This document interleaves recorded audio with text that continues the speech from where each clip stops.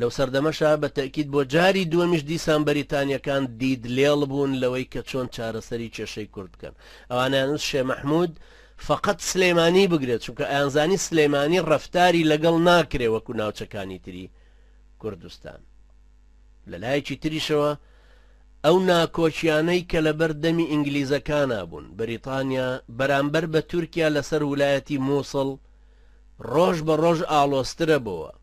ئینگلیزەکان یانووس زۆر هێدیانە بتوانن ویلایەتی مووسڵ کە وەکو وتمان لە شاری مووسڵ پایتەختەکەی مرکزەکەی شاری مووسڵ بوو، بەڵام بێگومان هەموو هەولێر و دهۆک و سلێمانی هەموو ئەو ناوچانەی لەگەڵ بوو ئەو کاتە ئەو سنوورانەی ئێستاکە هەن نەچێشرا بوون. ویلایەتی مووسڵ ئینگلیزەکان یانویست وردە وردە ڕای کێشنەوە بەرەو عێراقی کە لە 1920 مەلیک فەیسەڵیان بۆ هێنا و دایان مەزراند و بۆی کورد بلکێنن بە عێراقەوە ئەو تەوازن و پارسەنگە دروستکەن کە مەلیک فەیسەڵ مەبەستی بوو کە منی سونیەک ناتوانم حکمی زۆرینەیەکی شیعە بکەم لە پەرلەمانەکە کە دروستە بێ.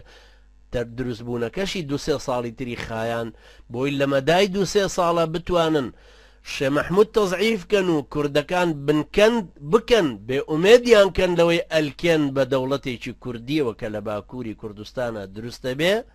ئەو کاتە ناچارە بن وردە وردە لە ڕێی ئابووریشیانەوە سلێمانی پەیوەستە بە بەغداوە ناچارە بن بە عێراقی عەرەبەوە بلکێن.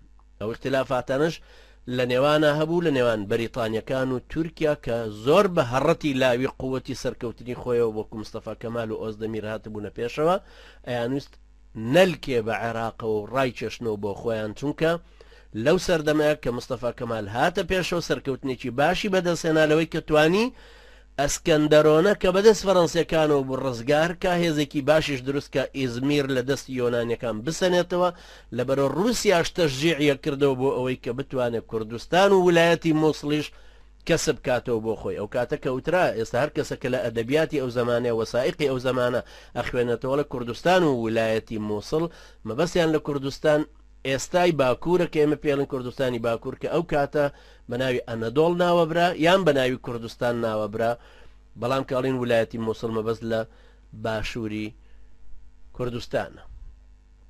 لەو سەردەمە ئەو کێشە و ناکۆچیانەش لە نێوانە هەبوو.